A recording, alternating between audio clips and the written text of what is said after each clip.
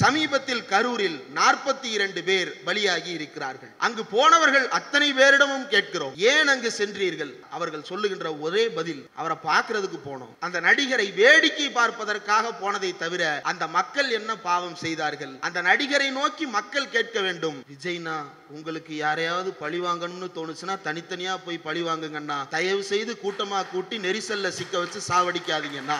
அண்ணன் வருத்தத்தில் இருப்பார், அண்ணன் வந்தால் கூட்டம் கூடிவிடும், அண்ணன் வந்தால் காவல்துறை பாய்ந்து விடும், என்ன நடக்கும் என்றே தெரியாது, எதற்காக அவரை வர சொல்லுகிறீர்கள்? அவர் தான் 20 லட்சம் ரூபாய் கொடுத்திருக்கிறாரே, நீ 20 லட்சம் அறிவிச்சிருக்கல, எப்படி கொடுப்ப? மாவட்ட செயலாளர் தலைமறைவு, பொதுச் செயலாளர் தலைமறைவு, தேர்தல் பிரச்சார பிரிவு மேலாண்மை செயலாளர் டெல்லியில் பதுங்கல், எல்லா பொதுச் செயலாளர் அப்ஸ்காண்ட். இதுக்கு நடுவுல ஹைலைட் என்னன்னா, செய்தி தொடர்பாளர்னு ஒரு ஆள் சுத்துறாப்ல, உன் மேல எஃப்ஐஆரும் கிடையாது, புதுசா எஃப்ஐஆர் போட போறாங்களான்னா அதுவும் கிடையாது, நீ ஏன்டா தலைமறைவா இருக்க? எல்லாரும் என்னைய தேடுறாங்க, யாரு போலீஸா? இல்ல, சோசியல் மீடியா. அக்டோபர் 20 தீபாவளி பட்டிமன்ற ஷூட்டிங்க்கு நீ விஜய் டிவி செட்டுக்கு வருவேல, விஜயை இவ்வளவு காட்டமாக விமர்சிப்பதா? அவர் அம்பேத்கரை வைத்திருக்கிறார், அவர் பெரியாரை வைத்திருக்கிறார், தன்னுடைய வீட்டு பங்களா கதவுக்குள் பூட்டி வைத்திருக்கிறார். ஃப்ரெண்ட்ஸ், நம்மள அட்டாக் பண்ணிட்டாங்க ஃப்ரெண்ட்ஸ், நம்ம சும்மா இருக்க கூடாது ஃப்ரெண்ட்ஸ், ஆன்லைன்ல சிறப்பா கிளம்பான்னு ஃப்ரெண்ட்ஸ். அதுல ஒருத்தன், முன்னாள் ஐஏஎஸ் அதிகாரி அருணா ஜெகதீசன் ஆணையத்தை கலைத்திடுக. அவங்க ஜட்ஜுடா, ஐஏஎஸ் கிடையாதுடா. 42 பேர் செத்ததற்கு பிறகும் சுற்றி இருந்த பல பேர் என்ன சொல்றான்? அவர் என்னங்க தப்பு பண்ணாரு? அவரே மனசுடைஞ்சு போயிருப்பாரு. என்ன அவரே மனசுடைஞ்சு போயிருப்பாரு? அவர் யாரு? அவர் ஏன் மனசுடைஞ்சு போறாரு? மோடி ஏழை தாயின் மகன் ஒரு கதை சொல்லுவார்ல, கிட்டத்தட்ட அந்த மாதிரி இவன் ஒரு கதை சொல்றான். நான் சின்ன வயசுல தங்கச்சியை பறி கொடுத்துட்டேன், செத்து போன தங்கச்சியையும் அரசியல் காரணங்களுக்காக பயன்படுத்துறீங்களா? வெக்கமாவே இல்லையா? இந்த பிண அரசியல் செய்வதற்கு வாய் கூசலையா? ஆனா ஜஸ்டிஸ் என் செந்தில்குமார் ரொம்ப பாவம். இந்த நீதிமன்றம் பல விசித்திரமான வழக்குகளை சந்தித்திருக்கிறது, அது பராசக்தி. ஆனால் இவரான தாவேக்காரனாகிய நான் சாதாரணமான மனிதனும் அல்ல, இந்த வழக்கு சாதாரண வழக்கும் அல்ல, விசித்திரமானது. ஏன்பா ஒருங்கிணைப்பாளர் மேல கேஸ் போடல? அந்த தலைவரை ஏன்பா கைது செய்யல? யாரு? நீதிபதி காவல்துறையை நோக்கி கேட்கிறாரு. இந்த பக்கம் இருந்து யாரு? அவர்தான் அனில். ஓடு தெரியுது இவரானர்னு சொல்லிட்டான் போல. இவங்களுக்கு புரியாது, ஆன்லைன்ல புரியும். கோர்ட்ன்றது சும்மா காட்டமா கத்துறது கிடையாது. அங்க போய் இந்த அனில்கள், புஷி ஆனந்த் மீது ஏன் வழக்கு போடுகிறீர்கள்? அவரா ஆர்கனைசர். சிடிஆர் நிர்மல்குமார் மீது ஏன் வழக்கு போடுகிறீர்கள்? அவரா ஆர்கனைசர். மாவட்ட செயலாளர் மதியழகன் தான் ஆர்கனைசர், அவரை தான் கைது செய்து விட்டீர்களே. கட்சி துக்கம் விசாரிக்கிறதுக்கு அவன் வீட்டுக்கு போறதுன்றது அடிப்படை நாகரீகத்தில் ஒன்று. அந்த நாகரீகத்தை இல்லாமல் செய்திருக்கிறார்கள்.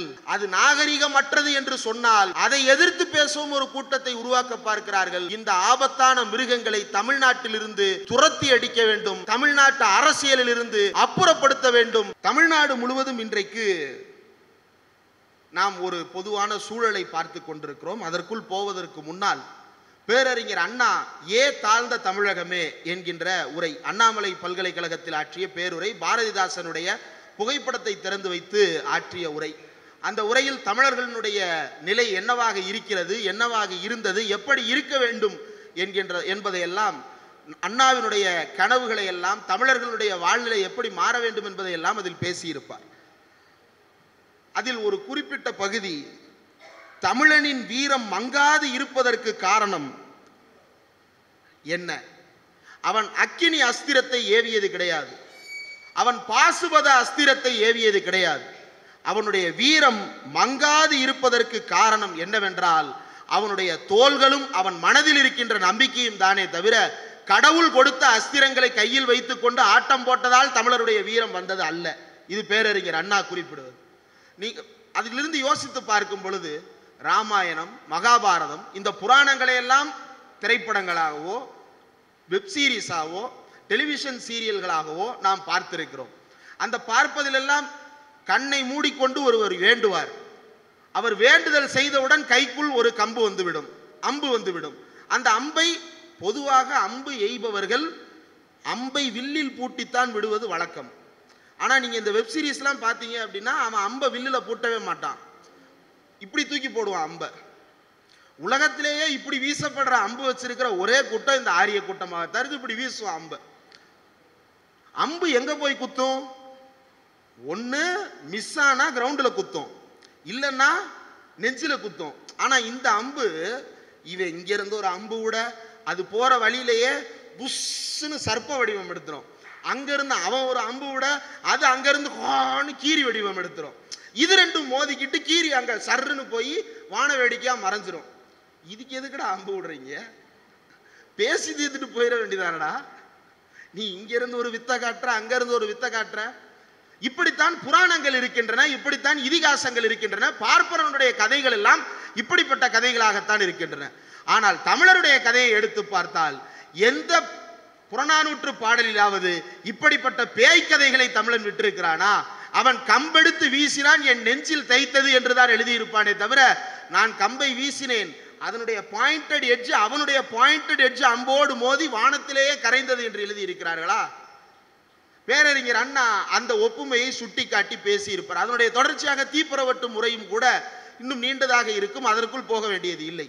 ஆனால் ஏன் இந்த வீரம் செறிந்த வரலாற்றை அல்லது வீரம் என்கின்ற வார்த்தையை பற்றி இந்த மேடையில் பேச வேண்டி இருக்கிறது, இந்த காலத்தில் பேச வேண்டி இருக்கிறது என்றால், வாளெடுத்தும் வேலெடுத்தும் போர் தொடுத்து வீரத்தை நிரூபித்துக் கொண்டிருந்த காலகட்டத்தில் தமிழன் அப்படித்தான் நிரூபித்திருக்க வேண்டும், அப்படித்தான் நிரூபித்தான். உலகத்தின் எல்லா சமுதாயங்களும் அப்படித்தான் இருந்தன. பின்பு ஜனநாயகப்பட்டதற்கு பிறகு வீரத்தை எப்படி வெளிப்படுத்துவது, ஜனநாயகப்பட்டதற்கு பிறகு நம்முடைய ஆத்திரத்தை எப்படி வெளிப்படுத்துவது, ஆத்திரத்தையோ வீரத்தையோ ஆற்றுப்படுத்தப்பட்ட வழியில் வெளிப்படுத்துவதுதான் ஜனநாயகம். அந்த ஆற்றுப்படுத்தப்பட்ட நெறிமுறை என்பது என்ன, அது என்ன என்பதை யோசிப்பதற்கு சில சமகால உதாரணங்களை பேச வேண்டி இருக்கிறது. சமீபத்தில் கரூரில் 42 பேர் பலியாகி இருக்கிறார்கள், தங்களுடைய உயிரையே பலியாக கொடுத்திருக்கிறார்கள். அங்கு போனவர்கள் அத்தனை பேரிடமும் கேட்கிறோம், ஏன் அங்கு சென்றீர்கள்? தமிழருடைய உரிமைகளை மீட்பதற்காகவா, தமிழ்நாட்டினுடைய நலனை காப்பதற்காகவா, டெல்லியின் ஏகாதிபத்தியத்திற்கு எதிராக தமிழர்களுடைய இறையாண்மையை பேசுவதற்காகவா, எதற்காக அங்கு சென்றீர்கள் என்று கேட்டால் அவர்கள் சொல்லுகின்ற ஒரே பதில், அவரை பார்க்கிறதுக்கு போனோம், அவரை பார்க்கிறதுக்கு போனோம். அந்த நடிகரை வேடிக்கை பார்ப்பதற்காக போனதை தவிர அந்த மக்கள் என்ன பாவம் செய்தார்கள்? அந்த நடிகரை நோக்கி மக்கள் கேட்க வேண்டும், விஜய்னா உங்களுக்கு யாரையாவது பழி வாங்கணும்னு தோணுச்சுன்னா தனித்தனியா போய் பழி வாங்குங்கண்ணா, தயவு செய்து கூட்டமா கூட்டி நெரிசல்ல சிக்க வச்சு சாவடிக்காதீங்கண்ணா. ஆனா அவன் போடுறான், சிஎம் சார் யாரையாவது பழி வாங்கணும்னா, அது பின்னாடி வருவோம், பழி வாங்கும் அளவுக்கு அவர் யார் அப்படின்ற ஒரு கேள்வி. நம்ம அரண்சையில தேவா பாஸ்கர் நம்ம பார்த்திருப்போம், அவருடைய அண்ணன் ராகுல் பாஸ்கர்னு ஒருத்தர் இருக்கிறார். அவர் ஒரு வீடியோ போட்டிருக்கிறார், ஏண்டா பழி வாங்கணும்ன்றலாம் பேசுறியே, பழி வாங்குறதுக்கு நீ என்னடா செஞ்சிருக்கிற, உன்னை என்னத்துக்குடா நாங்க பழி வாங்கணும்னு அவர் வீடியோ போட்டிருக்கிறார். அவர் ஒரு இடதுசாரி மார்க்சிய சிந்தனையோடு செயல்படுபவர். ஒரு அணில் அதற்கு பதில் சொல்லி இருக்கிறார். என்ன பதில் சொல்லி இருப்பாருன்னு நினைக்கிறீங்க? பழி வாங்கும் அளவுக்கு நீ என்ன செய்திருக்கிறாய் சொல் அப்படின்றது கேள்வி. இதற்கு அந்த அணில் பதில் சொல்லணும். அந்த அணில் சொன்ன பதில் என்ன தெரியுமா? முந்தி சின்ன வயசுல விஜய் ஃபேனா இருக்கும்போது கமல் ரஜினி கூடலாம் மோத முடியாது. ஏன்னா கமல் அவர் 20க்கும் மேற்பட்ட பிலிம்ஃபேரை வாங்கி இனிமேல் பிலிம்ஃபேரே வேணாம்னு எழுதி கொடுத்துட்டு போயிருக்கிறாப்புல. ரஜினிகாந்த் அவர் தேசிய அளவில் பல்வேறு அவார்டுகளை வாங்கி இருக்கிறாரு, அவங்களோட சண்டைக்கு போகக்கூடாது. சண்டை எப்பயுமே விஜய் அஜித். அப்போ அஜித் ஃபேன்ஸ் உள்ள வந்து என்ன சொல்லுவாங்கன்னா, எங்க அண்ணன் 3 பிலிம்ஃபேர் வாங்கியிருக்காரு தெரியுமாம்பா. கடுப்பா இருக்கும். நம்ம அண்ணன் என்ன வாங்கியிருக்கிறாரு? சரி, ஒரு அப்பெல்லாம் கலைமாமணி வாங்கினது தெரியாது, தமிழ்நாடு ஸ்டேட் பிலிம் அவார்டு வாங்கினது தெரியாது, இப்போ இவ்வளவுதான். இதை பதிலாக சொன்னோம்னா சிரிப்பானுங்க. அதே பதிலை கொண்டு வந்து சிஎம் ஏன் எங்க அண்ணனை பழி வாங்குறாரு தெரியுமா, எங்க அண்ணன் கலைமாமணி வாங்கியிருக்காரு அப்படின்னு சொல்றான் சார். கூச்சம் இல்லாமல் சொல்லுகிறார்கள். அதான் ஒருத்தன் கலாய்ச்சிருந்தான், ஏண்டா எங்களை தற்குறின்னு சொல்ற, எங்களை தற்குறின்னு சொல்லாத, நாங்க தற்குறியா? கூட்டத்துக்கு நடுவில் நின்ன ஒரு ஆளை அங்கேயே சட்டையை உலுக்கி கேள்வி கேட்காம தப்பிச்சு ஓட விட்டுருக்கோம், நாங்க தற்குறியா? தண்ணி பாட்டில் கூட கொடுக்காம கூட்டத்துக்கு கூப்பிட்டு இருக்கிறோம், அதையும் நம்பி நாங்க புள்ளவுட்டியில கூட்டிட்டு வந்திருக்கிறோம், நாங்க தற்குறியா? இவ்வளவுக்கும் பிறகு அவன் செத்த பணத்தை கூட பார்க்க வரல, அண்ணா பாவம் இல்லையான்னு செத்த பிள்ளையோட பணத்து முன்னாடி நின்று கேட்கிறோமே, நாங்க தற்குறியா? எங்கள் மண்டையில் இருப்பது மூளை அல்ல, மலம். மலமூளைவாதிகள் என்று வேண்டுமானால் என்னை சொல், தயவு செய்து தற்குறின்னு சொல்லாத அப்படின்னு ஒருத்தர் வீடியோ போடுறான். மலமூளைவாதிகள்னு நான் நாகரிகமா சொல்றேன். அவர் ஒரு எழுத்துல அந்த மலத்தை சொன்னாரு, நீங்க அதை போட்டு ரீப்ளேஸ் பண்ணி சொல்லிக்கங்க. மலத்துக்கான ஒரு எழுத்து சொல் அதுதான். சரி, இப்படியாக ஒரு கூட்டம். ஏன் இறந்தோம், எதற்காக இறந்தோம்? இந்த கூட்டத்தாரிடம் பேசும் போதெல்லாம் என்ன பதில் சொல்லுகிறார்கள்? அண்ணன் வருத்தத்தில் இருப்பார், அண்ணன் வந்தால் கூட்டம் கூடிவிடும், அண்ணன் வந்தால் காவல்துறை பாய்ந்துவிடும், என்ன நடக்கும் என்றே தெரியாது, எதற்காக அவரை வர சொல்லுகிறீர்கள்? அவர் தான் 20 லட்சம் ரூபாய் கொடுத்திருக்கிறாரே. தமிழ்நாடு முதலமைச்சர் 10 லட்சம் ரூபாய் அரசு சார்பில் முதல்வரின் நிவாரண நிதியிலிருந்து அறிவித்தார். அதற்கு அடுத்த நாளே திராவிட முன்னேற்ற கழகத்தின் துணை பொதுச் செயலாளர் நாடாளுமன்ற உறுப்பினர் கனிமொழி அவர்கள் செக்கோட வீட்டுக்கு போய் நின்று செக்கை கொடுத்துட்டு வந்திருக்கிறாங்க. நீ 20 லட்சம் அறிவிச்சிருக்கல, எப்படி கொடுப்ப? மாவட்ட செயலாளர் தலைமறைவு, பொதுச் செயலாளர் தலைமறைவு, தேர்தல் பிரச்சார பிரிவு மேலாண்மை செயலாளர் டெல்லியில் பதுங்கல், எல்லா பொதுச் செயலாளர் அப்ஸ்காண்டு. இதுக்கு நடுவில் ஹைலைட் என்னன்னா, சார் இவங்க எல்லாம் தலைமறைவு ஆகுறாங்கன்னா ஏபி ஆன்டிசிபேட்டரி பெயில், முன்ஜாமீன் போட்டிருக்கிறான், முன்ஜாமீன் கிடைக்கிற வரைக்கும் தலைமறைவாகிறான், இது ஒரு ப்ரொசீஜரல் அப்படின்னு கூட எடுத்துக்கலாம் சார்.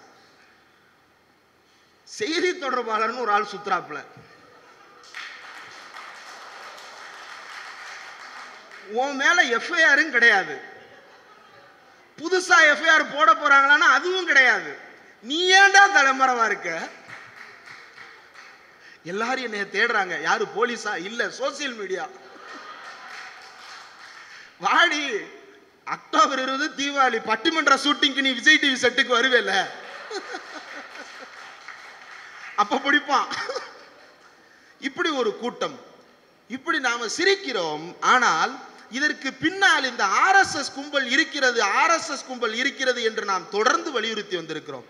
எனக்கு முன்னால் பேசிய தோழர் மைனரும் சுட்டிக்காட்டினார், அதற்கு முன்பு பேசிய சென்னை மாவட்ட செயலாளர் தோழர் உமாபதி தோழர் அவர்களும் சுட்டிக்காட்டினார், நாம் தான் முதலாக பேசினோம் அப்படின்னு.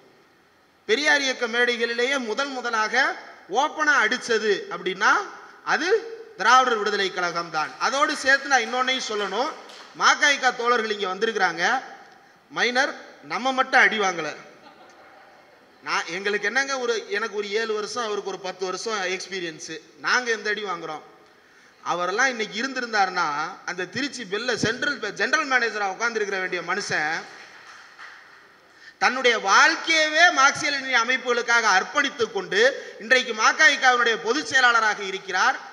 அவருடைய பாடல் ஒலிக்காத தமிழ் கிராமம் கிடையாது, அவருடைய பாடலை கேட்காது தமிழ்நாட்டில் ஒருவனுக்கும் புரட்சிகர சிந்தனை வராது என்கின்ற அளவுக்கு அவர் பாடியும் எழுதியும் வருகிறார், செயல்பட்டு வருகிறார். எனக்கு நன்றாக நினைவு இருக்கிறது, அவர் திராவிடர் விடுதலை கழக மேடையில் சென்னை பல்லாவரத்தில் நடைபெற்ற கூட்டம், அங்க சென்னையை சேர்ந்த எட்வின் பிரபாகர் ஏற்பாடு செய்திருந்தார். தோழர் விடுதலை ராஜேந்திரன் அவர்களும் நானும் அந்த மேடையில் பேசினோம். அந்த கூட்டத்தின் தலைப்பினுடைய பொருள் கூட சிந்து சமவெளி நாகரிகத்தை ஒட்டிய பொருள். அந்த மேடையில் தோழர்கள் இந்த நடிகர் விஜயை தோலுரித்து பாடலை வெளியிட்டார்கள். அந்த வீடியோவை எடுத்துட்டு அது ஒண்ணு. அதுக்கப்புறம் திராவிட இயக்க தமிழர் பேரவை நடத்திய சுயமரியாதை இயக்க நூற்றாண்டு விழா கோயம்புத்தூர், அதில் தோழர்கள் பாடிய பாடலையும் கட் பண்ணிட்டு, ஓ இதுதான் இப்படித்தான் கோவன் காசு வாங்கிட்டாரு. ஆமா, அவர் வீட்டை போய் தேடு, கையோட கூட்டு போவாரு. கோவன் காசு வாங்கிட்டாரு. நீ மற்றவங்கள கூட சொல்லு, அவரை பார்த்து நீ காசு வாங்கிட்டேன்னு சொல்றன்னா உனக்கு பார்வையில் ஏதோ பிரச்சனை இருக்கிறது அப்படின்னு தான் பொருத்தம், வேற என்ன சொல்றது? அவரை போட்டு அந்த அடி அடிச்சானுங்க. விஜயை இவ்வளவு காட்டமாக விமர்சிப்பதா? அவர் அம்பேத்கரை வைத்திருக்கிறார், அவர் பெரியாரை வைத்திருக்கிறார், தன்னுடைய வீட்டு பங்களா கதவுக்குள் பூட்டி வைத்திருக்கிறார். திராவிடர் கழகத்தினுடைய தலைமை அலுவலகத்துல பெரியார் சிலை இருக்கா இல்லையா? திடல்ல பெரியார் சிலை இருக்கா இல்லையா? திடல்ல பெரியார் சிலை இருக்கு. யாருனாலும் போறோம், பெரியார் சிலைக்கு மாலை போடுறோம், வர்றோம். டிவிக்கு அலுவலகத்துக்கு வெளியே பெரியார் சிலை இருக்கா? படிப்பகத்துக்கு வெளியே சென்னை மயிலாப்பூர்ல இருக்கு. யாருனாலும் மாலை போடுறோம், யாருனாலும் வர்றோம். அவன் வீட்லையும் பெரியார் சிலை இருக்கு. அது எங்க இருக்குன்னு அவனுக்கு மட்டும்தான் தெரியும், ரகசியம். நீங்க போய் மாலை போடுங்களேன். பெரியார் பொதுத் தலைவருக்கு நான் மரியாதை செலுத்த போறேன். அவன் கேட்பான், எங்க வீட்டுக்குள்ள நீயே வர்றன்னு.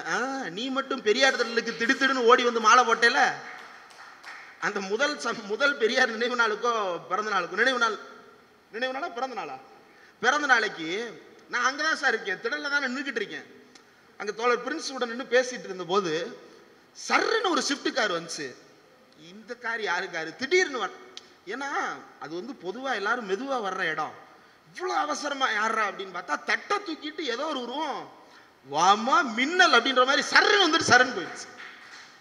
யாரா அவன் சர்ன்னு போறான் அப்படின்னா, அப்புறம் பார்த்தா லைவ் ஓடுது, நடிகர் விஜய் வருகை. அடப்பாவி நீதானா?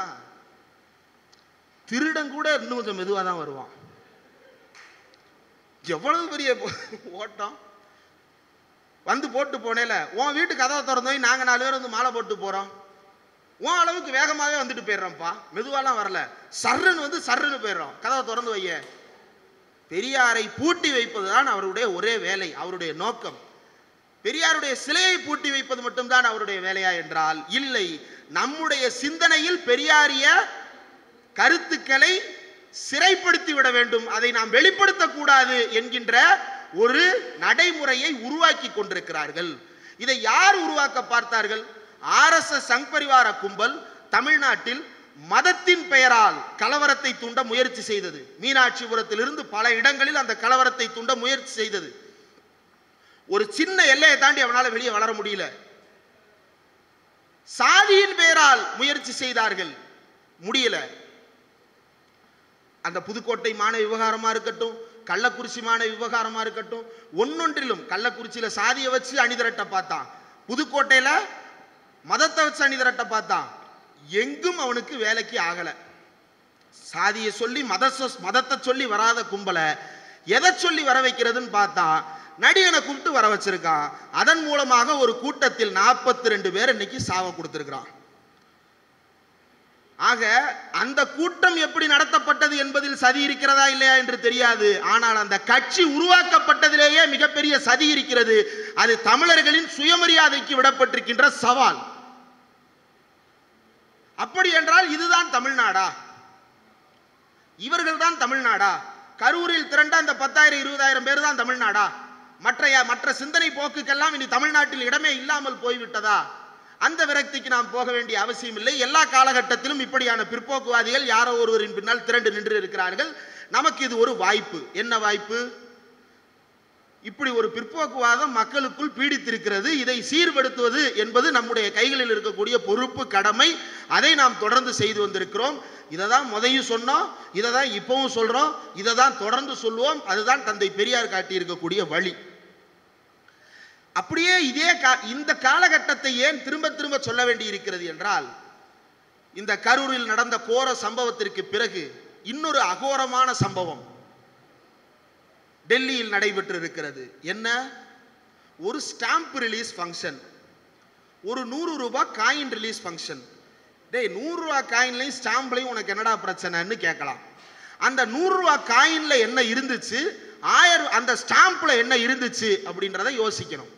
அந்த ஸ்டாம்ப்ல ஒரு டவுசர் போட்ட கூட்டம் மண்டையில தொப்பியோட ஒரு குடியரசு தின ஊர்வலத்தில் கலந்து கொள்வது போன்ற ஒரு புகைப்பட காட்சி இடம்பெற்று இருக்கிறது. சரி, யாரோ தேச நலனுக்காக பாடுபட்டவர்கள், நாட்டு விடுதலைக்காக பாடுபட்டவர்களுடைய படத்தை ஸ்டாம்ப்ல வெளியிட்டு இருக்கிறாரு போல அப்படின்னு. ஆனால் அது யாரோ கிடையாது, RSS காரர்களினுடைய 100ஆண்டு விழாவை சிறப்பிக்கின்ற வகையில் இந்திய அரசு வெளியிடுகின்ற தபால் தலை. நான் ஏற்கனவே நம்முடைய பெரியார் எனும் பெருநெருப்பு கூட்டம் ஈரோட்டின் பல பகுதிகளில் நடைபெற்ற போது இதே RSS எப்படி அரசாங்கத்தின் மூலமாக லெஜிட்டிமைஸ் ஆகிட்டு இருக்கு, சட்டப்பூர்வமான அமைப்பாக RSS மாறிக்கொண்டிருக்கிறது என்பதை பற்றி விரிவாக பேசி இருக்கிறேன். எப்படி டெல்லியில் இருக்கக்கூடிய ஒன்றிய அரசு அலுவலகங்கள் RSS கூட்டத்திற்கு அனுமதி அளிக்கப்படுகின்றன என்பது பற்றி பேசி இருக்கிறோம். இப்போது அரசாங்கமே தபால் தலை வெளியிட்டிருக்கிறது. அந்த தபால் தலை வெளியீட்டில் அந்த தபால் தலையில் இருக்கக்கூடிய படம், சரி RSSக்கு தபால் தலை வெளியிடுறான், அந்த தபால் தலையில அவன் போட்டோவை போட்டிருக்கிறான், விஷயத்துக்கு வா அப்படின்னா அந்த போட்டோலயே பிரச்சனை இருக்கு, இந்த ப்ராசஸ்லயும் பிரச்சனை இருக்கு, அந்த போட்டோலயே பிரச்சனை இருக்கு. அது எப்ப எடுக்கப்பட்ட போட்டோ? 1963ஆம் ஆண்டு இந்தியாவினுடைய குடியரசு தினத்தில் எடுக்கப்பட்டதாக சொல்லப்படுகின்ற புகைப்படம். 1963 குடியரசு தினத்தில் எப்படி ஆர்எஸ்எஸ் போனா? கடந்த 8 ஆண்டுகளுக்கு மேலாக ஆர்எஸ்எஸ் காரர்கள் பரப்பி வருகின்ற வதந்தி என்னவென்றால், நேருவே எங்களை கூப்பிட்டார், தேசத்திற்காக நீங்கள் செய்த தியாகத்தை மதிப்பிடுகிறோம் வாருங்கள் என்று நேருவே கூப்பிட்டதாகவும் அதனால் இவர்கள் பங்கெடுத்துக் கொண்டதாகவும் ஒரு வதந்தி. நேருவினுடைய எழுத்துக்கள் பேச்சுக்கள் முழுவதும் தொகுக்கப்பட்டிருக்கின்றன. வால்யூமா பண்டல் பண்டலா இருக்கு. நான் ஒரு முறை கபில் சிபல் அவர்களுடைய ஆபீஸ்ல பார்த்தேன். நேரு ரைட்டிங்ஸ்னு ஒரு செல்ஃபே அடிக்கிறாங்க. அதில் எதிலுமே ஆர்எஸ்எஸ்ஐ அழைத்த அந்த குறிப்பு இல்லை. சரி, அவர் பிரதமராக அழைத்திருந்தால் பிரதமர் அலுவலகத்தில் அந்த குறிப்பு இருந்திருக்க வேண்டும். அங்கு குறிப்பு இருக்கிறதா? இல்லை. பிறகு எப்படி ஆர்எஸ்எஸ் நேரு நடத்திய குடியரசு தின ஊர்வலத்தில் கலந்து கொண்டார்கள் என்றால், அந்த ஆண்டு சீனாவோடு இந்தியா போர் சூழலில் இருந்த காலகட்டம். அந்த காலகட்டத்தில் முப்படையை சேர்ந்தவர்களை கூப்பிட்டு நாம் இங்கு பரேடு நடத்தினா அங்க சைனாக்காரன் படை நடத்திட்டு போயிடுவான். அதனால படை வீரர்களை அழைக்க வேண்டாம், அவர்கள் கேம்ப்லேயே இருக்கட்டும், போர்லேயே இருக்கட்டும். அப்ப பரேடு எப்படி நடத்துறது? பரேடை கேன்சல் பண்ணிடுவோமா? இல்ல, பரேடு நடத்துவோம். மக்களுக்கு உற்சாகம் தேவை, அதனால மக்களை வைத்தே பரேடு நடத்துவோம்னு நேரு முடிவு செய்து பொதுமக்களுக்கு அழைப்பு விடுத்திருக்கிறார். பொதுமக்களுக்கு கொடுக்கப்பட்ட அழைப்பை பயன்படுத்தி கொண்டு இந்த ஆர்எஸ்எஸ் கூட்டத்தை சேர்ந்தவர்கள் அங்கொன்றும் இங்கொன்றுமாக ஆளை கூட்டிட்டு உள்ள போயிருக்கிறான். அதுவும் எப்படி? கூட்டமா போனா பார்த்துருவாங்கன்ட்டு ரெண்டு பேரா, 10 பேருக்கு 2 பேர், 10 பேருக்கு 2 பேர்னு உள்ள போறது.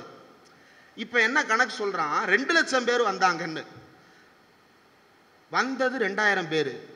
அவனும் மொத்தமா வந்தா தூக்கி வெளியே வீசிடுவாங்கன்னு சொல்லிட்டு 10 பேரா உள்ள சேர்ந்து ஆட்டு மந்தைக்குள் நுழைந்த புலி கூட்டம், நரி கூட்டத்தை போல உள்ள நுழைந்த கூட்டம் கடைசியா போகும்போது பல்கா நின்று போட்டோ எடுத்துட்டு தப்பிச்சிட்டான். இன்னைக்கு அந்த போட்டோவை வச்சு இந்திய அரசாங்கம் ஸ்டாம்ப் ரிலீஸ் பண்ணியிருக்குது. இதை வைத்து ஆர்எஸ்எஸ் பொதுச் செயலாளர் சர்க்காரியவா அப்படின்றவா, அவாதான் ஹொசபாலே அப்படின்ற நபர், தத்தாச்சேரிய ஹொசபாலே, அந்த ஹொசபாலே தி பிரிண்ட் இணையதளத்தில் ஒரு கட்டுரை எழுதியிருக்கிறார். எனக்கு தெரிஞ்சு தமிழ்நாட்டில் ஏதோ ஒரு பத்திரிகையில் இந்த மாதிரி ஆளுங்க ஆர்எஸ்எஸ் காரையவனாவது கட்டுரை எழுதணும்னு கேட்டான்னா, அதாவது நேரடியா சர்ச்சாங்கு சலக் சர்க்காரியவா இவாள்லாம் எழுதணும்னு கேட்டான்னா இங்கவே விட மாட்டான். அவன் விடுறான். ஏன் விடான்? பிறகு பேசுவோம். அந்த பிரிண்ட் என்ற இணையதளத்தில் வெளியாகி இருக்கிறது. அவன் சொல்றான், எங்களுக்கு எளிய மக்கள் குடும்பங்களின் ஆசி கிடைத்திருக்கிறது, மக்கள் பெரிய அளவில் எங்களை ஆதரிக்க தொடங்கி இருக்கிறார்கள், பெண்கள் குழந்தைகளினுடைய தங்கைகளினுடைய ஆதரவு எனக்கு இருக்கிறது, நாங்கள் பெரிய வளர்ச்சி அடைந்து விட்டோம், இந்தியாவின் அரசியல் துறையில் பல மாற்றங்களை உருவாக்கி இருக்கிறோம். இது விஜய் சொன்னதில்லை, அது வேற. ஒரே மாதிரி இருக்குன்னா அது உங்க புரிதல், எப்படி ஒரே மாதிரி சிங்க் ஆகுதுன்றது. ஆனா இது ஆர்எஸ்எஸ் காரன் பேசியிருக்கிறான். இதில் ஏதாவது ஒன்று உண்மையா? இந்தியாவின் பெண்களும் தங்கைகளும் ஆர்எஸ்எஸ்ஐ ஆதரித்திருக்கிறார்களா? இந்தியாவின் எளிய குடும்பங்கள் ஆர்எஸ்எஸ்ஐ ஆதரித்திருக்கிறார்களா? எங்கேயாவது ஒரு ஆர்எஸ்எஸ் காரன் நான் ஆர்எஸ்எஸ்ஐ சேர்ந்தவன் ஐடி கார்டோட வந்திருக்கியா? உமாபதி தோழர் பிரச்சாரத்துக்கு போவார். எப்படி போவார்? நான் திராவிடர் விடுதலை கழகத்தை சேர்ந்தவன், சென்னை மாவட்ட செயலாளர், நான் உங்களிடம் இந்த பிரச்சாரத்திற்கு வந்திருக்கிறேன், அப்படித்தானே போவாரு. எந்த ஆர்எஸ்எஸ் காரனாவது நான் ஆர்எஸ்எஸ் காரன் உங்களை இந்துவாக மாற்றுவதற்கு வந்திருக்கிறேன்னு பேனரோட போயிருக்கானா? ஆனா சொல்லிக்கிறான் என்னன்னு, மக்கள் ஏற்பளித்து விட்டார்கள், அவர்கள் வீடுகளில் இடம் கொடுத்து விட்டார்கள் என்று கருத்துருவாக்கம் செய்து கொண்டிருக்கிறான். மக்கள் ஏற்றுக்கொண்டது போன்ற ஒரு மாய பிம்பத்தை உருவாக்கி கொண்டிருக்கிறான். அரசியல் ரீதியாக நேரடியாக ஆர்எஸ்எஸ் அதிகாரத்தை எடுத்துக் கொள்வதற்கான எல்லா வேலை திட்டங்களையும் திறந்து வைத்து விட்டார்கள். இந்த வேலை திட்டங்களின் ஒரு பகுதிதான் தமிழ்நாட்டில் நடத்தப்படுகின்ற இந்த அராஜகவாதிகளினுடைய கூட்டங்களும். இது எல்லாவற்றுக்கும் பின்னால் இருக்கக்கூடிய ஒற்றுமை என்னவென்றால், நாங்கள் தான் மக்களுக்கானவர்கள் என்கின்ற ஒரு போலியான தோற்றத்தை வைத்துக் கொண்டு உள்ளுக்குள் மக்களை உள்ளீடற்றவர்களாக, அறிவு கெட்டவர்களாக, சுயமரியாதை அற்றவர்களாக மாற்றிக் கொண்டிருக்கிறார்கள். சுயமரியாதை உணர்வு இருந்திருந்தால் குழந்தையோடு அந்த இடத்திற்கு போயிருக்க மாட்டார். சுயமரியாதை உணர்வு இருந்திருந்தால் செருப்பு கழட்டி வீசிட்டு ஓடும் போது அந்த இடத்துல என்ன நடக்குதுன்னே தெரியாம பரிதவிச்சு போய் நின்றிருந்திருக்க மாட்டான், உள்ளேயே போயிருக்க மாட்டான். மனிதனாக உணர்ந்திருந்தால் அந்த கூட்டத்திற்குள்ளேயே போயிருக்க மாட்டான். அப்போ அவன் அதுக்காக அவன் போற மனுஷன் இல்லையா? அவன் பூரா அறிவு கெட்டவனா? அப்படி இல்லை. அவனுடைய மூளைக்குள்ளேயே தான் பகுத்தறிவும் இருக்கிறது. அவனுடைய மூளையிலேயே தான் இந்த பகுத்தறிவுக்கு ஒவ்வாத கருத்துக்களும் இருக்கிறது. இதில் எது முன்னுக்கு வருகிறது, எது பின்னுக்கு தள்ளப்படுகிறது என்பதுதான் முக்கியம். அது எது முன்னுக்கு தள்ளப்பட்டிருக்கிறது என்றால், ரசிக வெறி முன்னுக்கு தள்ளப்பட்டு அவனுக்கு இருக்கக்கூடிய சுயமரியாதை உணர்வு பின்னுக்கு தள்ளப்பட்டிருக்கிறது. இந்த பின்னுக்கு தள்ளப்பட்ட சுயமரியாதை உணர்வை கொஞ்ச நாளில் அவன் மறந்து போவான் என்று இவர்கள் நம்பிக்கொண்டிருக்கிறார்கள். அப்படி விடமாட்டோம் என்பதுதான் நாம் இங்கு சொல்ல வேண்டிய ஒரே கருத்து. இதில் இருக்கக்கூடிய இன்னும் பல்வேறு அம்சங்கள். இந்த ஹொசபாலே என்கின்ற நபருக்குள் போவதற்கு முன்னால் இந்த 42 பேருடைய மரணம், அந்த மரணத்தை ஒட்டி சில செய்திகளையும் சொல்ல வேண்டி இருக்கிறது. 42 பேர் செத்துட்டான். ஏன் செத்தம்னு தெரியல, எதுக்கு செத்தான்னு தெரியல, என்ன நோக்கத்துக்காக போனான்னு தெரியல. ஆனா 42 பேர் செத்துட்டான். 42 பேர் செத்ததற்கு பிறகும் சுற்றி இருந்த பல பேர் என்ன சொல்றான்? அவர் என்னங்க தப்பு பண்ணாரு, அவர் என்னங்க தப்பு பண்ணாரு, அவரே மனசுடைஞ்சு போயிருப்பாரு. என்ன அவரே மனசுடைஞ்சு போயிருப்பாரு? அவர் யாரு? அவர் ஏன் மனசுடைஞ்சு போறாரு? மோடி ஏழை தாயின் மகன் ஒரு கதை சொல்லுவார்ல, கிட்டத்தட்ட அந்த மாதிரி இவன் ஒரு கதை சொல்றான். நான் சின்ன வயசுல தங்கச்சியை பறி கொடுத்துட்டேன். செத்து போன தங்கச்சியையும் அரசியல் காரணங்களுக்காக பயன்படுத்துறீங்களா? வெக்கமாவே இல்லையா? இந்த பிண அரசியல் செய்வதற்கு வாய் கூசலையா? ஆனால் இந்த தமிழ் நிலம் எப்படிப்பட்ட நிலமாக இருந்திருக்கிறது? இன்றைக்கு நாம் திருச்சியிலே இந்த கூட்டத்தில் பேசிக் கொண்டிருக்கிறோம். இந்த திருச்சி கூட்டத்தில் பேசிக் கொண்டிருக்கிற காரணத்தால் திருச்சியிலிருந்தே சில உதாரணங்களை சொல்ல வேண்டும் என்று விரும்புகிறேன். 1958 மார்ச் மாதம் 8ஆம் தேதி அன்றைக்குத்தான் சிறையில் அடைக்கப்படுகிறார்கள் திருச்சியில் அரசமைப்பு சட்டத்தின் நகலை கொளுத்திய தோழர்கள்.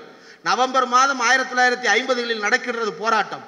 போராட்டத்தின் தொடர்ச்சியாக பல தோழர்கள் எரித்து எரித்து சிறைக்கு உள்ளே சென்று கொண்டே இருக்கிறார்கள். குடும்பம் குடும்பமாக சிறைக்கு செல்லுகிறார்கள். 1958 மார்ச் மாதம் 8ஆம் தேதி நடைபெற்ற அந்த அரசியலமைப்பு சட்டம் எரித்து சிறைக்கு சென்ற போராளிகளில் பட்டுக்கோட்டை ராமசாமி என்கின்ற நபரும் கைது செய்து சிறையில் அடைக்கப்படுகிறார். பட்டுக்கோட்டை ராமசாமி சிறையில் அடைக்கப்பட்டவர் இறந்து போய்விட்டார் என்று செய்தி பரவுகிறது. இறந்து போய்விட்டார் என்று செய்தி வருகின்ற அதே நேரத்தில் அவருடைய உடல் அடக்கம் செய்யப்படவிருக்கிறது என்கின்ற செய்தி பரவுகிறது. இந்த செய்தி வெளியே வந்தவுடனேயே சென்னையில் இருந்து அப்போது பெரியார் கைது செய்யப்பட்டு சிறையில் அடைக்கப்பட்டிருக்கிறார். மணியம்மையார் இருக்கிறார், அன்றைக்கு ஆசிரியர் இருக்கிறார், இன்னும் எம்.ஆர். ராதா அவர்கள் இருக்கிறார். அவ்வளவு தோழர்களும் சென்னையிலிருந்து திருச்சிக்கு வந்து இறங்குகிறார்கள். திருச்சியில் அந்த உடலை பெற்று வீட்டாரிடம் ஒப்படைப்பதற்காக திருச்சி சிறைவாசலுக்கு வருகிறார்கள். உடலை ஒப்படைக்க மாட்டோம் என்று காவல்துறை மறுக்கிறது. 3 பேரும் உடனடியாக மீண்டும் சென்னைக்கு செல்லுகிறார்கள். முதலமைச்சர் பக்தவத்சலத்தை பார்க்கிறார்கள். நாங்கள் உயிரோடு ஒரு உடலை அனுப்பினோம், உயிரற்ற பிணமாக அனுப்பியிருக்கிறீர்கள், அந்த பிணத்தையாவது எங்கள் கையில் கொடுத்து விடுங்கள் என்று கேட்டார்கள். கேட்டதன் அடிப்படையில் கொடுக்க சொல்லுகிறேன் என்று உத்தரவாதம் கொடுக்கப்பட்டது. அதற்கு பிறகு மீண்டும் தோழர்கள் சென்னையிலிருந்து திருச்சிக்கு வருகிறார்கள். திருச்சியில் வந்து கேட்கும் பொழுது மதியம் 2 மணி அளவில் 10 மார்ச் 1958 அன்று உடல் கொடுக்கப்பட்டது. அதான் உடம்பை கொடுத்துட்டாங்கல்ல, இதுல என்ன? அந்த உடல் முந்தைய நாளே திருச்சி சிறைக்குள் புதைக்கப்பட்டு பக்தவத்சலத்திடமிருந்து முறையிட்டு ஆர்டர் வாங்கிட்டு வந்ததற்கு பிறகு புதைக்கப்பட்ட உடலை தோண்டி அழுகி போன பிணத்தை கையில் கொடுத்தார்கள். அழுகி போன பிணத்தை கையில் கொடுத்தார்கள். அரசமைப்பு சட்டத்தை கொளுத்திய ஒரே காரணத்திற்காக. அந்த சட்டத்தை கொளுத்த கூடாது என்ற அகில இந்திய சட்டம் ஏதாவது இருந்ததா? இல்லை.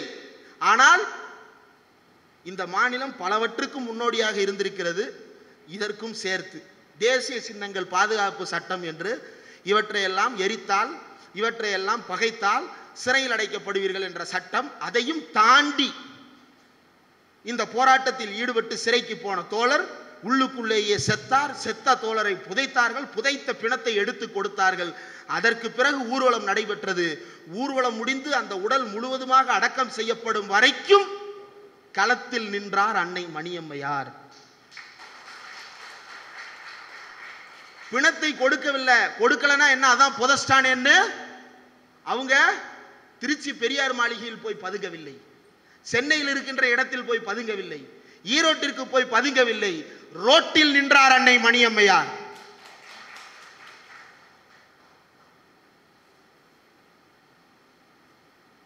அந்த தியாகம் ஏன் செய்யப்பட்டது? ஏன் தன்னுடைய உயிரை துச்சமாக கொடுத்து அந்த போராட்டத்தில் கலந்து கொண்டார்கள்? பட்டுக்கோட்டை ராமசாமி மட்டும்தான் செத்தாரா? இல்லை. பட்டுக்கோட்டை ராமசாமி செத்து போனார் என்று தெரிந்து சென்னையிலிருந்து மணியம்மையார் திருச்சிக்கு வருகின்ற வேளையில் அடுத்த செய்தி வருகிறது, மணல்மேடு வெள்ளைச்சாமி செத்து போனார். எங்கிருந்து எங்கு போகும்போது செத்து போனார்? ஜெயிலில் இருந்து ஆஸ்பத்திரிக்கு தூக்கிட்டு போற வழியிலே செத்து போயிட்டார். அவர் பிணம் எங்கிருந்தது? பிணவரையில் வீசப்பட்டிருந்தது.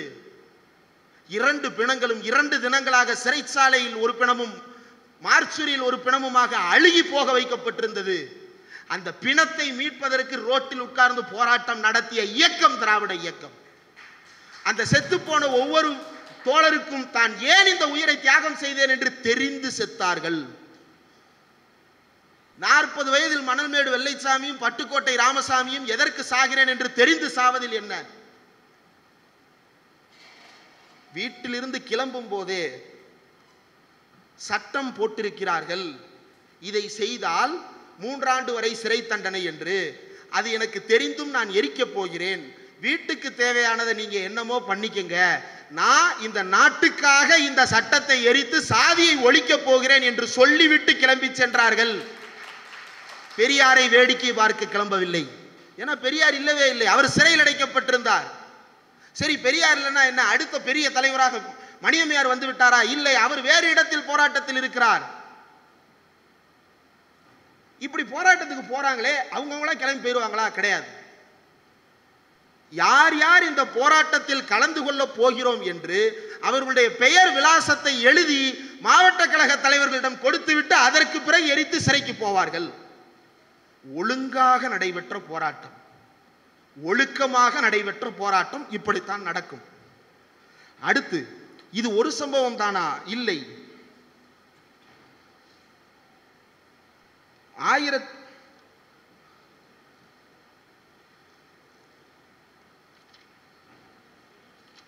தூத்துக்குடி மாவட்டம் விடுதலையில் வெளியான செய்தி 30 டிசம்பர் 1958. செய்தி தலைப்பு, உயிர் தியாக இளம் வீரர் பெரியசாமிக்கு பெரியார் மரியாதை செலுத்தினார்.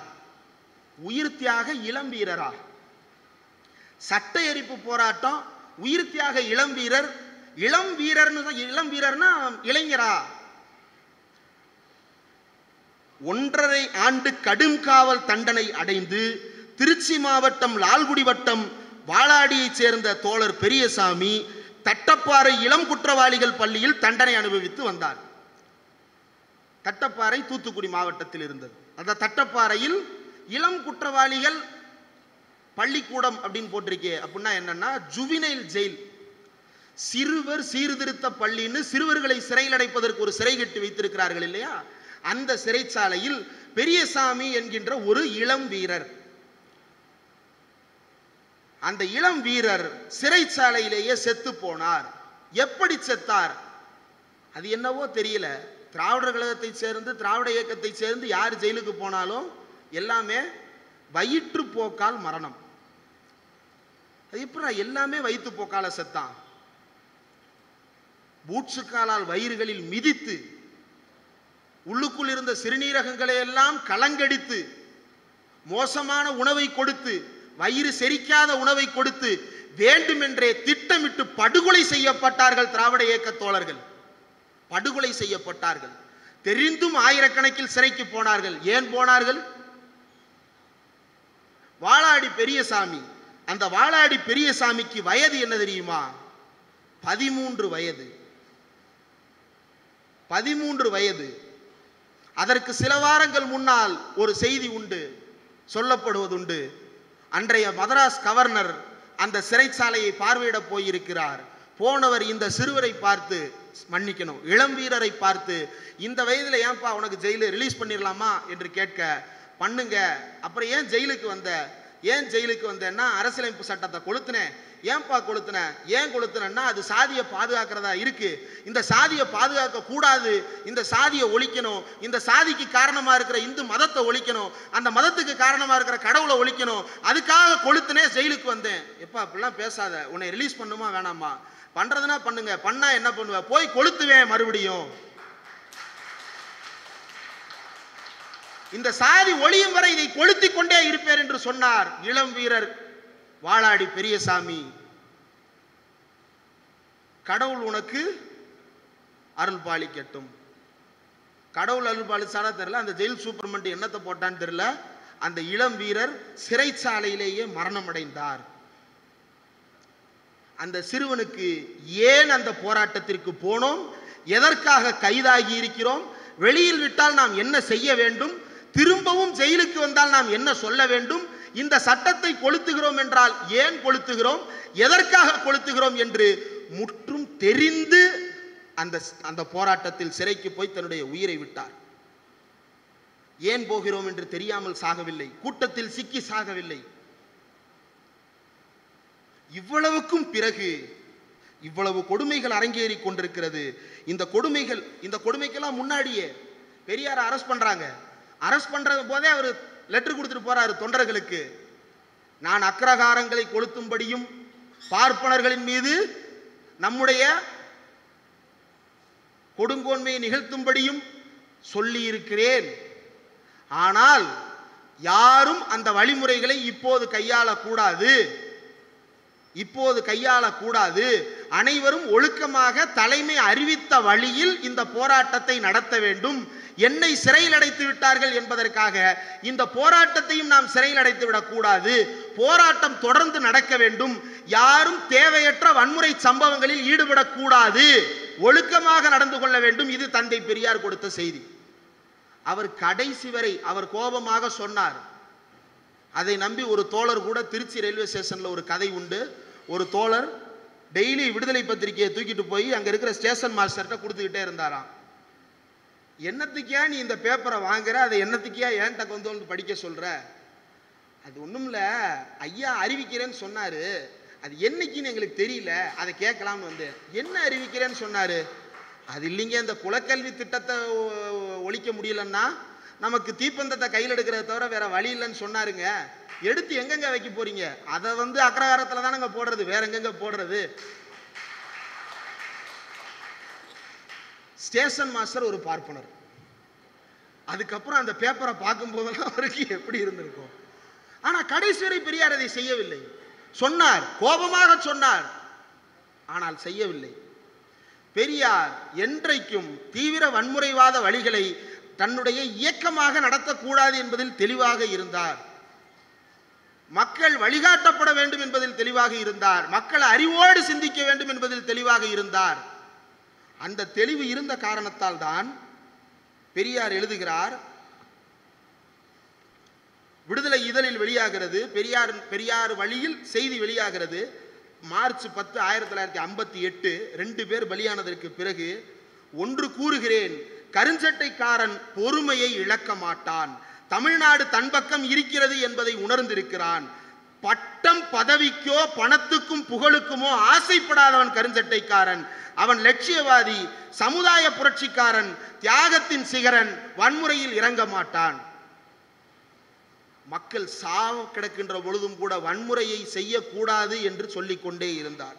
ஆனால் குறைந்தபட்ச வருத்தத்தை கூட தெரிவிக்காமல் வலிமையாக வருவோம், வீரியமாக வருவோம். ஆனா ஜஸ்டிஸ் என் செந்தில்குமார் ரொம்ப பாவம். இந்த நீதிமன்றம் பல விசித்திரமான வழக்குகளை சந்தித்திருக்கிறது. அது பராசக்தி. அதற்கு பிறகு இந்த நீதிமன்றம் பல சாதாரணமான வழக்குகளை சந்தித்திருக்கிறது. ஆனால் யுவர் ஆனர், தாவேக்காரனாகிய நான் சாதாரணமான மனிதனும் அல்ல, இந்த வழக்கு சாதாரண வழக்கும் அல்ல, விசித்திரமானது. எவ்வளவு விசித்திரமானது இந்த வழக்கு என்றால், ஏன்பா ஒருங்கிணைப்பாளர் மேல கேஸ் போடல, அந்த தலைவரை ஏன்பா கைது செய்யல? யாரு? நீதிபதி காவல்துறையை நோக்கி கேட்கிறாரு. ஏஏஜி அடிஷனல் அட்வொகேட் ஜெனரல் நோக்கி கேட்கிறாரு. கூடுதல் அரசு தலைமை வழக்கறிஞரை நோக்கி. இந்த பக்கம் இருந்து யாரு? அவர்தான் அனில். ஓடு தெரியுது யுவர் ஆனர்னு சொல்லிட்டான் போல. இவங்களுக்கு புரியாது, ஆன்லைன்ல புரியும். அதாவது அஜித் விஜய் ரசிகர்களுக்குள்ள சண்டை நடக்கும் போது அஜித் ரசிகர்களுக்கு ஆமை அப்படின்னு ஒரு பேர் உண்டு, விஜய் ரசிகர்களுக்கு அனில் அப்படின்னு ஒரு பேர் உண்டு. இப்ப நான் ஒரு விஜய் ரசிகன், எதிர்த்தாப்புல ஒரு அஜித் ரசிகர் இருக்கிறாருன்னா, டே ஓடு தெரியுதுடா அப்படின்னு நான் சொல்லுவேன். டே வால் தெரியுதுடா அப்படின்னு அவர் சொல்லுவாரு. அதே மைண்ட் செட்ல போய் கோர்ட்ல போய் யுவர் ஆனர் ஓடு தெரிகிறது அப்படின்னு சொல்லிட்டானா என்னன்னு தெரியல. சட்ஜை பார்த்து யுவர் ஆனர் எங்க தலைவர் மேல வழக்கே கிடையாது, ஏன் வழக்கு போடல இப்ப நீ முதல்ல அப்படி அதை சொல்லு முதல்ல அப்படின்னு சொல்லிட்டு இட்டன்றன் ஏன் போடல நீ அப்படின்னு அப்புறம் தான் டென்ஷன் ஆகிறார் ஜட்ஜு. இதுல ஹைலைட் என்ன சொல்ல வந்தேன்னா, 2 பேர் Bussy Anand, CTR Nirmalkumar organiser மேல கேஸ் போடுன்னு சொன்ன உடனே யுவர் ஆனர் நாங்க தான் ஆர்கனைஸ் பண்ணோம், நாங்க முழு பொறுப்பு ஏத்துக்கிறோம், ஆனா காவல்துறை தங்களுடைய வேலையை செய்யல, இப்படி வாதங்களை கொண்டு போனோம். கோர்ட்டுன்றது சும்மா காட்டமா கத்துறது கிடையாது, நம்ம வெளியே ஜாலியா அப்படி பேசலாம். கோர்ட்டுன்றது நயமாக நயவஞ்சமாக வாதாட வேண்டிய இடம். அங்க போய் இந்த அணில்கள் கதறு கதறு பதறு பதறு ஆன்லைன்ல கத்துற மாதிரி அங்கேயும் கத்திருக்கிறான். யுவர் ஆனர் புஷி ஆனந்த் மீது ஏன் வழக்கு போடுகிறீர்கள், அவரா ஆர்கனைசர்? சிடிஆர் நிர்மல்குமார் மீது ஏன் வழக்கு போடுகிறீர்கள், அவரா ஆர்கனைசர்? மாவட்ட செயலாளர் மதியழகன் தான் ஆர்கனைசர், அவரைத்தான் கைது செய்து விட்டீர்களே. கட்சி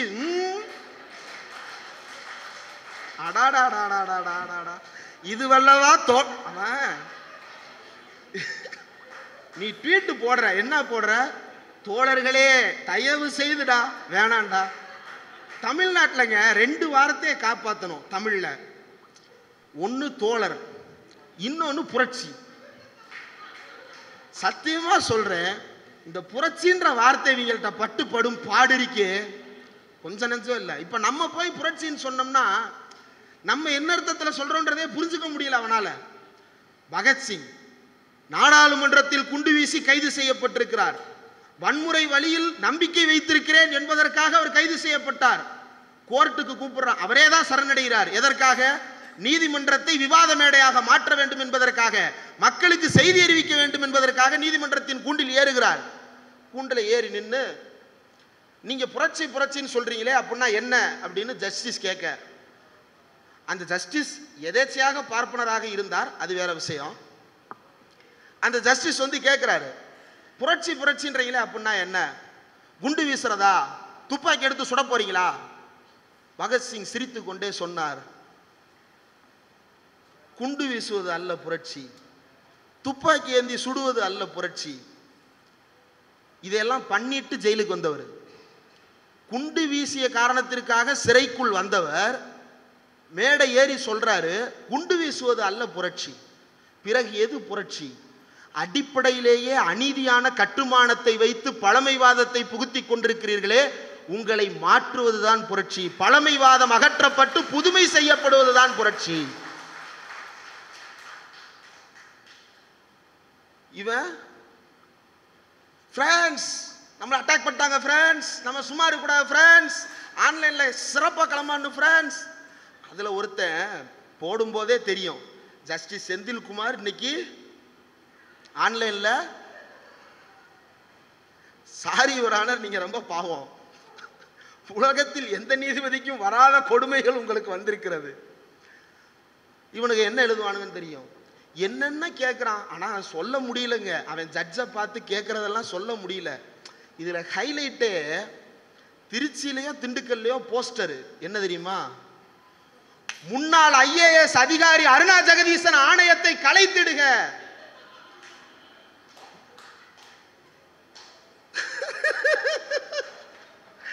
அவங்க ஜட்ஜுடா, IAS கிடையாதுடா.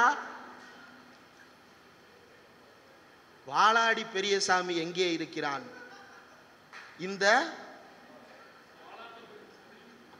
இந்த வாளாட்டும் பெரியசாமிகள் எங்கே இருக்கிறார்கள்? இதுதான் இப்படி மாற்றுவது. இன்றைக்கும் வாளாடி பெரியசாமியின் உணர்வோடு மக்கள் இருக்கிறார்களா? ஆம் இருக்கிறார்கள், இருக்கின்றோம். ஆனால் இதுவல்ல பெரும்பான்மை என்று வேறு ஒரு கூட்டத்தை முன்னிலைப்படுத்த பார்க்கிறார்கள். எப்படி என்றால், இந்தியா முழுவதும் முற்போக்கு இயக்கங்கள் தோன்றி இருக்கின்றன, இந்தியாவின் எல்லா மாநிலங்களிலும் முற்போக்காளர்கள் தோன்றி இருக்கிறார்கள். பெரியார் அளவுக்கு வலிமையான தலைவர்களாக அவர்கள் வளரவில்லை என்றாலும் கூட ஆங்காங்கே 1-2 காலகட்டத்தில் தோன்றி இருக்கிறார்கள்.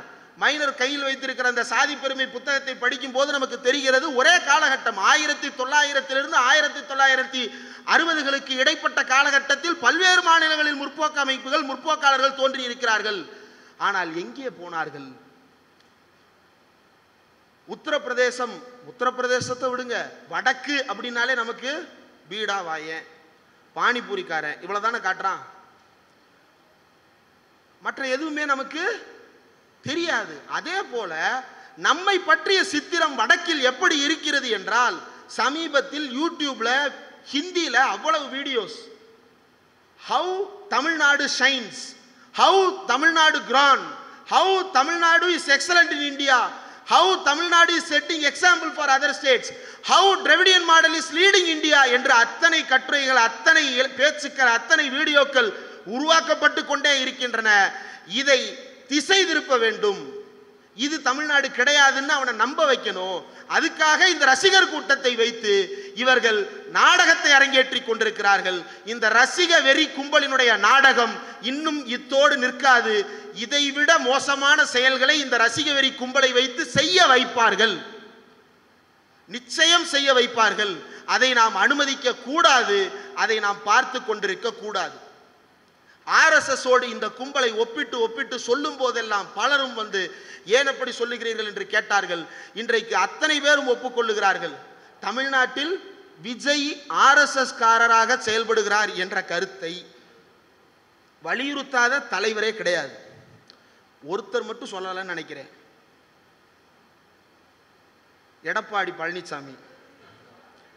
மற்ற எல்லாரும் என்னன்னு வந்துட்டாங்கன்னா, பிஜேபி காரன் டிபேட்ல உட்கார்ந்துட்டு வலதுசாரின்னு வந்தவர் சொல்றாரு, சார் விஜய் RSS மாதிரியே இருக்கிறாருன்னா அது நல்லது தானே சார், திருமாவளவன் வாய்க்கு சக்கரை வைக்கிற சார்ன்றான்.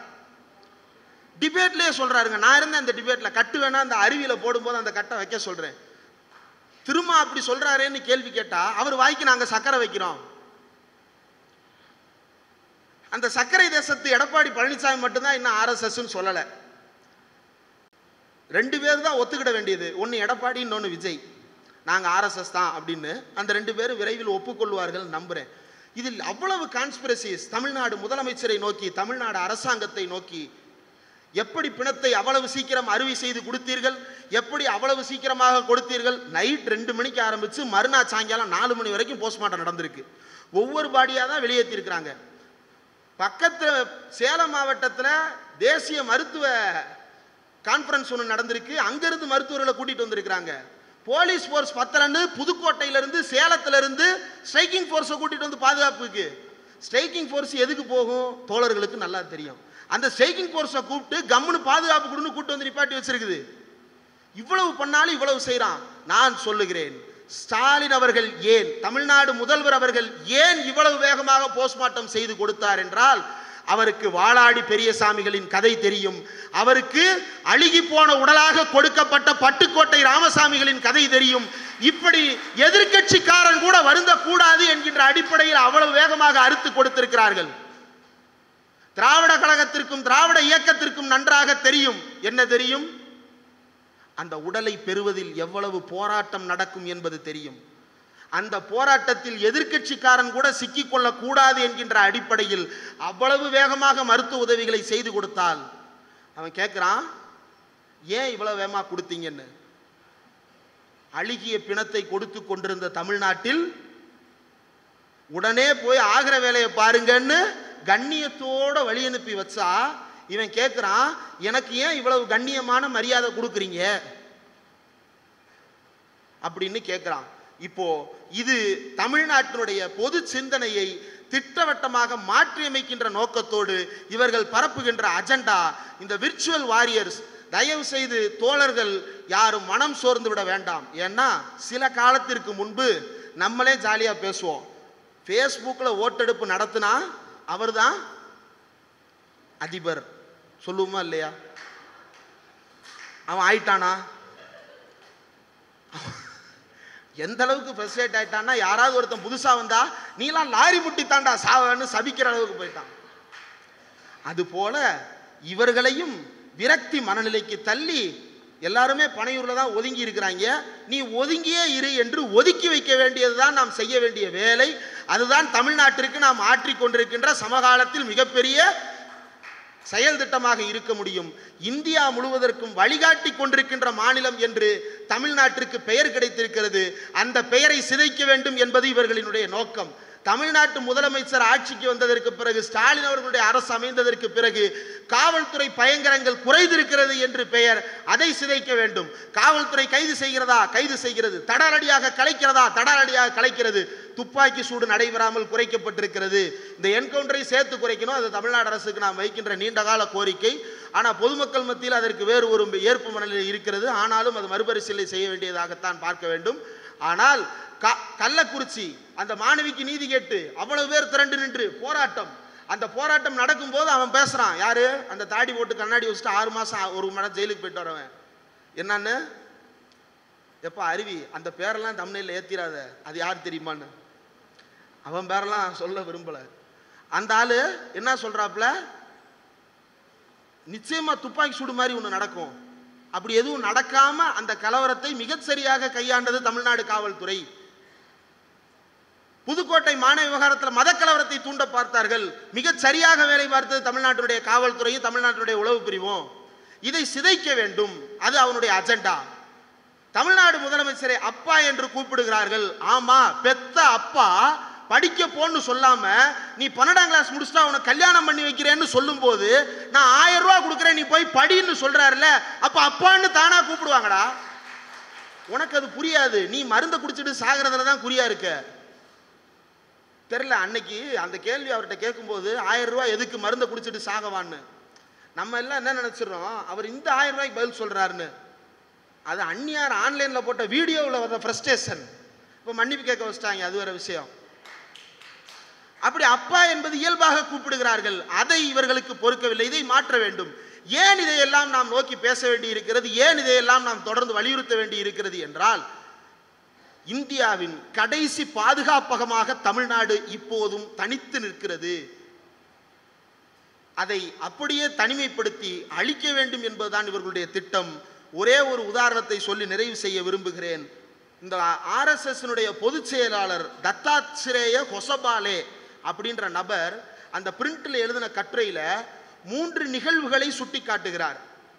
அந்த 3 நிகழ்வுகள்ல 3வது எமர்ஜென்சிக்கு பிறகு நடந்தது, 2வது 1964 விஸ்வ இந்து பரிஷத்தை உருவாக்கியது. முதல் நிகழ்வு என்னன்னா 1981 மீனாட்சிபுரம் சம்பவம்னு குறிப்பிடுறான். அவன் ஏன் மீனாட்சிபுரம் சம்பவத்தை இன்னைக்கு எழுதுறான்? RSS வரலாறு பத்தி பேசும்போது ஏன் மீனாட்சிபுரம் சம்பவத்தை எழுதுறான்? அது இப்ப ஏன் எழுதுறான்? இதற்கு பின்னால் திட்டவட்டமான தெளிவான சதி கோட்பாடு வெளிப்படையாகவே இருந்திருக்கிறது. தமிழ்நாட்டில் கலவரத்தை தூண்ட வேண்டும், அந்த கலவரத்திற்கு நோக்கம் வேறு ஏதாவது கற்பித்துக் கொள்ள வேண்டும், அதன் அடிப்படையில் தமிழ்நாட்டை சீரழிக்க வேண்டும் என்று சீரழிவுவாதிகளும் அராஜகவாதிகளும் தமிழ்நாட்டை ஆள துடிக்கிறார்கள். இவர்களுக்கு தமிழ்நாட்டில் இடம் இல்லை. தமிழ்நாடு முதலமைச்சர் சொன்னது போல இது எப்பவும் அவுட் ஆஃப் கண்ட்ரோல் தான்.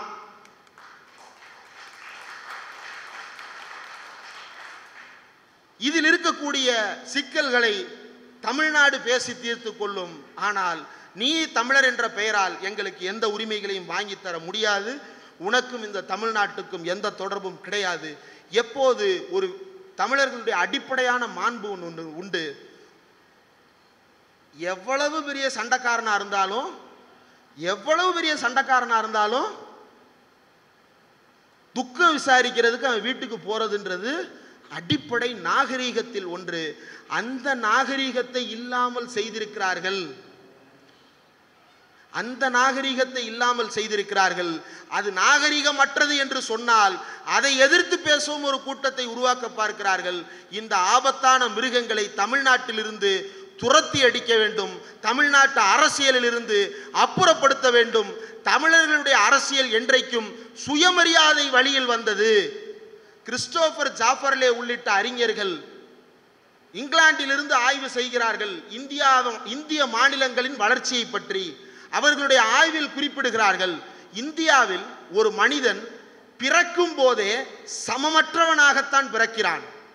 அவன் பிறக்கும் போதே அவன் சாவு எப்படிப்பட்டது என்று தீர்மானிக்கப்பட்டு விடுகிறது. ஆனாலும் இதை மாற்றி அமைப்பதில் இந்தியாவின் பிற மாநிலங்களை எல்லாம் விட தமிழ்நாடு முற்போக்கானது. அதற்கு காரணம் அவர்கள் பார்ப்பன பிடிகளில் இருந்து தங்களை விடுவித்துக் கொண்டவர்கள், அவர்கள் சுயமரியாதை உள்ள திராவிட இயக்கத்தை பின்பற்றுபவர்கள் என்று இங்கிலாந்திலிருந்து கிறிஸ்டோபர் ஜாஃபர்லே கட்டுரை எழுதுகிறார்.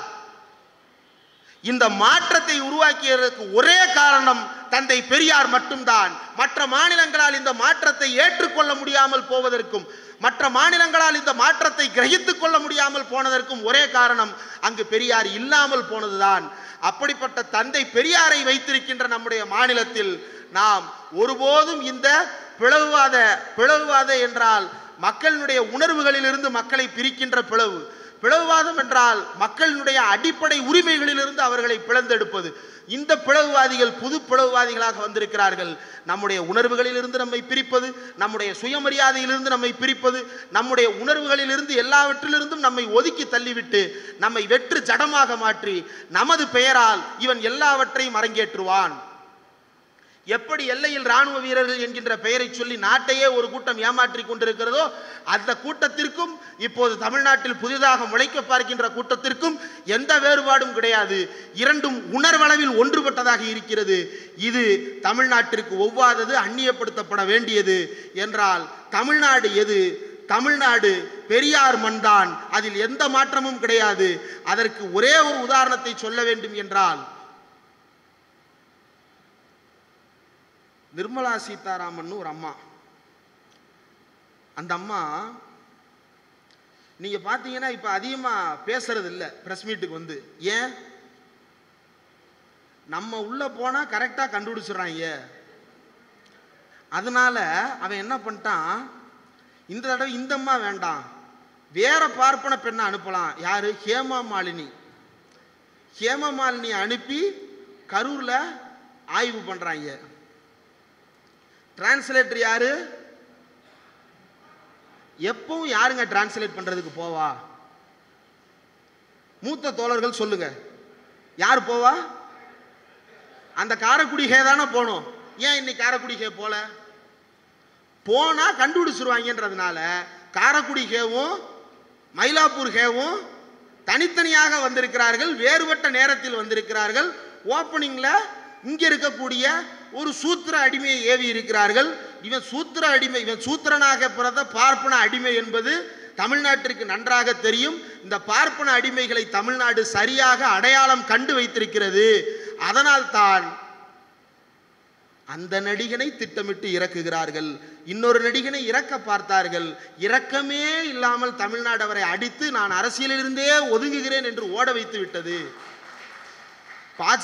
பாஜகவை பற்றி ஆய்வு செய்து நளின் மேத்தான்றவர் எழுதின புத்தகத்தில் எழுதியிருக்கிறார், ரஜினிகாந்த் தமிழ்நாட்டின் பெரியாரிய அரசியலை உடைப்பார். என்ன நடந்துச்சு? திருப்பி அடிச்சு உடச்சு விட்டாங்க, மனசை உடைச்சிட்டாங்க. நானே உடம்பு சரியில்லாம இருக்கேன், நான் உங்க உடம்பெல்லாம் எப்படி பார்த்துப்பேன்? வேற பசங்களா, நான் விடைபெறேன்டா அப்படின்னு 40 வருஷமா அவர் கட்டின கோட்டைய, மனக்கோட்டைய அவரே உடைச்சிட்டு வருஷத்துக்கு 2 படம், நிம்மதியான வாழ்க்கை. அந்த ஆரோக்கிய விளம்பரத்தில் வரும்ல, உடனே சம்பளம், வருஷத்துக்கு 2 படம், நிம்மதியான வாழ்க்கை, இதுக்கு மேலே என்னங்க வேணும் அப்படின்னு வராங்க. அந்த மாதிரி ரஜினி ஒதுங்கிட்டாரு. இப்போ ரஜினியை நம்ம கண்டுபிடிச்சிட்டோம், இவரை கண்டுபிடிக்க மாட்டோம்னு நினச்சிக்கிட்டு இருக்காங்க. எவனா இருந்தாலும் கண்டுபிடிப்போம்டா. நீ எடுக்கிற லேப் டெஸ்ட் என்ன லேப் டெஸ்ட்? தமிழ்நாட்டு எல்லா பேத்துக்கும் தெரிஞ்ச ஒரு லேப் டெஸ்ட் இருக்கு. அந்த லேப் டெஸ்ட்ல போட்டு தான் தமிழர்கள் ஏற்பு மறுப்பு எல்லாமே. அந்த லேப் டெஸ்ட் அறுத்து பார்த்தா கருப்பா வடியுதா இல்லையான்றதை தெளிவாக கண்டுபிடிச்சு தான் ஆதரவு தெரிவிக்கும். அந்த கருப்பு தமிழ்நாட்டை இருப்பு மாறாமல் நாம் காத்துக் கொள்வதற்கு பெரியாரனும் பெருநெருப்பு நமக்கு பயன்படட்டும். எந்த நடிகனானாலும் தமிழ்நாட்டிலிருந்து ஓட ஓட விரட்டப்பட வேண்டும். அதில் நமக்கு மாறுபட்ட கருத்தை இருக்கக்கூடாது. நன்றி.